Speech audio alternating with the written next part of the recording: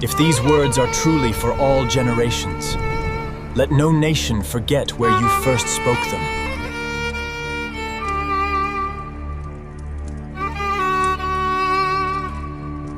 The Ten Commandments, the most famous laws in all of human history, the foundation of Western legal and moral tradition, the rules that Judaism, Christianity, and Islam all treat as the direct words of God delivered to humanity, were handed down on a mountain sitting on the African continent. Not near Africa, not adjacent to Africa, on Africa.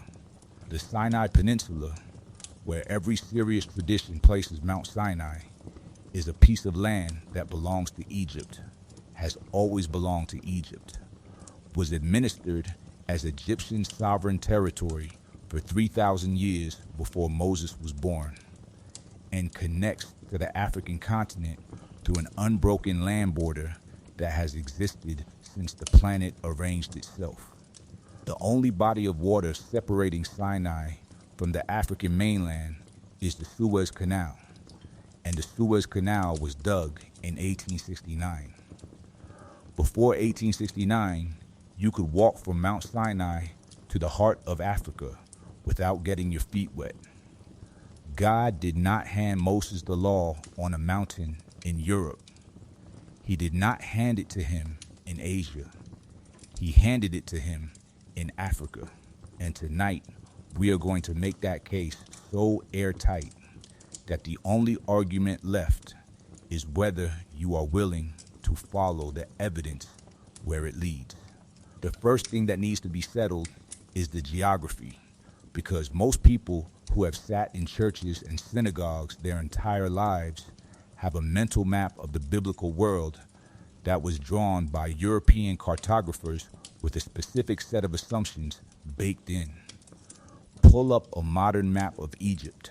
The country sits in the northeastern corner of Africa. Its eastern edge extends into a triangular peninsula that juts between the Red Sea to the south, the Gulf of Suez to the west, and the Gulf of Aqaba to the east. That peninsula is called the Sinai. It is politically and nationally part of Egypt. It has been politically and nationally part of Egypt since Egypt has been a country. In terms of the continental divide used by modern geographers, the Sinai sits in a contested zone. Geologically, the Sinai Peninsula rests on the African tectonic plate, not the Arabian plate. The continental boundary is drawn differently by different authorities, with some geographers placing the Sinai in Asia and others treating it as part of Africa based on its tectonic and historical connections to the Egyptian mainland. But here is what is not contested by anyone. Before the Suez Canal was cut through the Isthmus of Suez in 1869, the Sinai Peninsula was physically connected to the African continent by a continuous land bridge. A person standing on Mount Sinai in 1200 BC, or in 600 BC, or on any date relevant to the biblical narrative, was standing on a piece of ground that you could walk from Cairo to without crossing a single body of water. The modern political boundary between Africa and Asia in this region is a 19th century engineering project. The ancient geography is African. The ancient Egyptians did not treat the Sinai as a foreign land. They treated it as home territory. The Sinai Peninsula was known in ancient Egyptian texts as the land of turquoise because its mountains contain some of the most productive turquoise mines in the ancient world, and Egyptian pharaohs have been sending mining expeditions there since at least the 3rd dynasty, around 2600 BC. The temple at Serabit el-Khadim on the Sinai, a major Egyptian religious and mining site, shows continuous Egyptian occupation and religious practice across roughly 1,500 years of documented history. Egyptian soldiers garrisoned the Sinai. Egyptian administrators governed it. Egyptian priests built temples there. The Sinai was not a no man's land between Egypt and somewhere else. It was an Egyptian province, administered from the African heartland, populated by Egyptian colonial workers and soldiers, visited by Egyptian pharaohs on military campaigns. When Moses was in the Sinai, he was not outside of Egypt.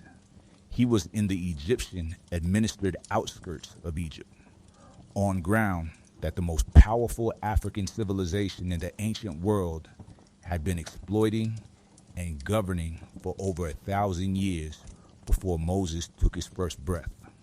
The mountain where he encountered God was inside the territorial sphere of the African empire he had fled. Moses' flight from Egypt is where the geography becomes personally specific, and the Bible gives you enough detail to trace it if you read carefully. Exodus chapter 2 tells you that after killing the Egyptian overseer, Moses fled from Pharaoh and went to live in the land of Midian. Midian, that is the destination. Now, where is Midian?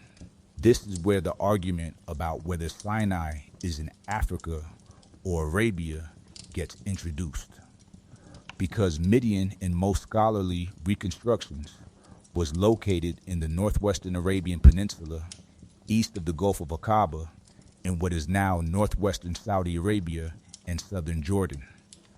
That is the basis for the claim that Moses fled to Arabia, and therefore Mount Sinai must be in Arabia.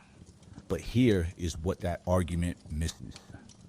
In the ancient world, the term Arabia did not have the meaning it carries today. The Greco-Roman geographic category of Arabia Felix and Arabia Petraea covered a region that swept across the eastern Sinai, the Negev, the Transjordan, and into northwestern Saudi Arabia.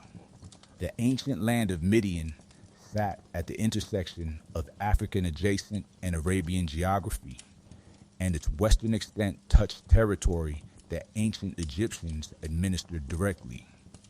More critically, when you track Moses' movements in Exodus, not just to Midian, but back from Midian to Egypt, and then out of Egypt through the wilderness. The route the text describes traces a path through the Sinai Peninsula, through land Egypt controlled, through geography that sits on the African side of the Red Sea. Moses did not go to Arabia and come back through Arabia to find a mountain in Arabia. He went east, lived among the Midianites in the borderland corridor, and the mountain where God spoke to him sits within the range of the Sinai Peninsula that ancient Egyptians considered their own backyard. Hagar's story in Genesis is the geographic smoking gun that most preachers walk right past. Genesis chapter 16 tells you that Hagar, the Egyptian woman who was Sarah's servant and who bore Abraham a son named Ishmael, fled from Sarah's harsh treatment into the wilderness. Verse 7 tells you where she went. The angel of the Lord found her by a spring of water in the wilderness, the spring on the way to Shur. The way to Shur. Shur was an ancient place name used in the Hebrew Bible for the wilderness region on the northeastern edge of Egypt, the desert that lies between Egypt's eastern border and Canaan. It was African desert, Egyptian adjacent wilderness. The road to Shur was the road from Canaan going southwest toward Egypt, cutting through the Sinai Peninsula's northern corridor. Hagar, an Egyptian woman, running away from her mistress in Canaan, instinctively headed home toward Egypt, and the angel found her on the African road in African wilderness. Then in Genesis 21, when Hagar and Ishmael are expelled from Abraham's household, verse 21 tells you that Ishmael lived in the wilderness of Paran and that his mother got him a wife from the land of Egypt. Paran is another ancient name for the Sinai wilderness region. Ishmael grew up in the Sinai. His mother, Egyptian by birth, raised her son in the African desert corridor and found him an Egyptian wife from the African country she came from. The entire Hagar-Ishmael geography is African. And it matters because Paul in Galatians 4:25 explicitly connects Hagar to Mount Sinai, using the Hagar-Sinai connection as a theological allegory. When Paul says Hagar is Mount Sinai in Arabia, he is connecting the mountain to the African Egyptian woman and her African wilderness story. The Arabia Paul references is the geographic category that in his Greco-Roman world included the Sinai Peninsula, which Egyptian-controlled African territory sat within or adjacent to. Now go to Exodus chapter 3 and read the location markers the text gives you for the burning bush encounter, because they are more specific than most readings acknowledge. Verse 1 tells you that Moses was keeping the flock of his father-in-law Jethro, the priest of Midian, and he led the flock to the far side of the wilderness and came to Horeb, the mountain of God. Horeb is the name used in Exodus, Deuteronomy, and the Psalms for the mountain elsewhere called Sinai. In biblical geography, Horeb and Sinai refer to the same location or the same mountain range. Moses is leading sheep through the wilderness beyond Midian's territory and arrives at a mountain. The direction matters. He went to the far side of the wilderness, which from Midian's eastern position means he was moving westward, back toward the Sinai Peninsula, back toward Egyptian territory to reach that mountain. Jethro himself, Moses' father-in-law, is described as the priest of Midian. When Moses later brings the Israelites out of Egypt and Jethro comes to meet them in Exodus 18, the meeting happens at the mountain of God, the same location where the burning bush was, the same location where the 10 Commandments are later given. Jethro, the Midianite priest, comes to that mountain and offers burnt offerings and sacrifices to God. He performs priestly functions at a mountain that is simultaneously described as God's holy mountain and as accessible from Midian's territory.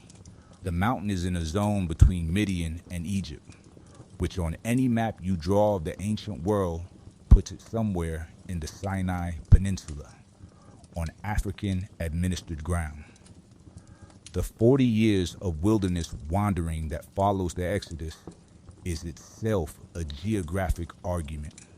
After the Israelites leave Egypt, the route described in Exodus and Numbers traces a path through the Sinai Peninsula. They cross the Red Sea, which in the original Hebrew is Yam Suf, the Sea of Reeds, a body of water most scholars associate with the northern end of the Red Sea or the marshy lake region east of the Nile Delta. They travel through the wilderness of Shur, the African desert right there. They reach Elam, where there are 12 springs and 70 palm trees. They enter the wilderness of Sin between Elim and Sinai. They arrive at the wilderness of Sinai and camp before the mountain. That entire travel narrative places the Israelites in the Sinai Peninsula from the moment they leave Egypt until they reach the mountain. They do not cross the Gulf of Aqaba into Arabia. The text does not describe a sea crossing to reach the mountain. The sea crossing happens when they leave Egypt. After that crossing, everything is the Sinai Peninsula, which is African territory. For 40 years, the Israelites wandered in that same peninsula. 40 years on a piece of land you can drive across in 2 hours today. They lived in the Sinai. They built the tabernacle in the Sinai. They received the law in the Sinai. God met them, fed them with manna, brought water from rocks, and revealed his presence to them in the Sinai. 4 decades of the most sustained divine-human relationship recorded in the Hebrew Bible took place in African territory. Now let's handle Galatians 4:25 directly, because this is the verse people reach for when they want to argue that Sinai was in Arabia and therefore outside Africa. Paul writes, "For this Hagar is Mount Sinai in Arabia." That phrase, Mount Sinai in Arabia, has been used to place the mountain in modern Saudi Arabia, most famously in the Jabal al-Lawz theory, popularized by various explorers and documentarians who claimed to have found the real Sinai in northwestern Saudi Arabia. The argument is superficially compelling, and it collapses under examination for several reasons. First, the Greek word Arabia that Paul uses, which is Araba, was a term with a much broader geographic meaning in the first century than the word Arabia carries today. Greco-Roman geographers of Paul's era used Arabia to refer to a swath of territory that included the Sinai Peninsula, the Negev, the Transjordan, and the northwestern Arabian Peninsula. The region was not defined by the narrow political boundaries of modern nation states. It was a general term for the arid land south and east of the Fertile Crescent, which included the Egyptian Sinai. Multiple biblical scholars, including Dr. James Hoffmeyer of Trinity Evangelical Divinity School, have explicitly argued that the Sinai Peninsula fell within the ancient geographic category of Arabia as Paul would have used the term, meaning Paul's statement does not place Sinai in modern Saudi Arabia at all. It places it in the broad arid zone that the ancient world called Arabia, which included the ground Egypt controlled in the Sinai Peninsula. Second, Paul's theological point in Galatians 4 is not a geographic argument about which country Sinai is in. He is using Hagar and Sinai as allegorical figures in a theological argument about slavery versus freedom, law versus grace. The geographic precision that the Saudi Arabia theory requires Paul to be delivering was not the point of his sentence at all.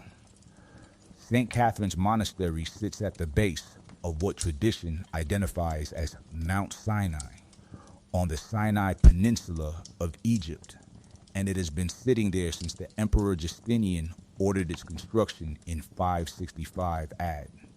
That is 1,460 years of continuous monastic occupation on African Egyptian ground.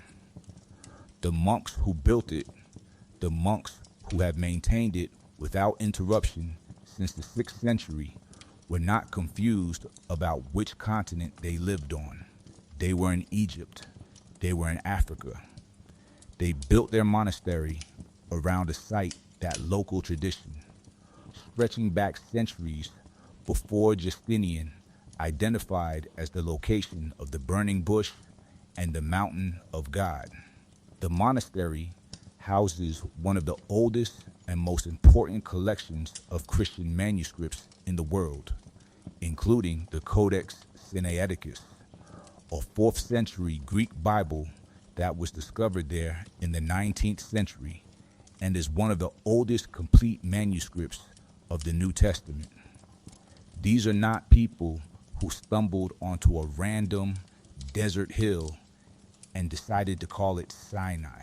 They were building on a location identified by continuous local tradition going back to the first centuries of Christianity in a region under Egyptian administration on the African continent. 1,400 years of monks who woke up every morning on African soil and prayed toward the mountain where God spoke to Moses. That continuous witness is not nothing. Now ask the question that cuts through the geography debate and gets to the real issue. Why did the tradition of placing Sinai outside Africa develop? And when did it develop? And who needed it? The traditional Christian placement of Mount Sinai in the Sinai Peninsula of Egypt on African ground is ancient. It is the location given by the earliest church fathers who wrote about it. It is the location preserved in the monastic tradition since the 3rd and 4th centuries. It is the location the Byzantine Empire built a monastery on. The Saudi Arabia theory, by contrast, is modern. Its most prominent popular advocates were American and European adventurers and documentary filmmakers working in the late 20th century who found a mountain in northwestern Saudi Arabia with some scorched rock and decided it matched their reading of the Exodus narrative. The academic biblical archaeology community has not validated those claims.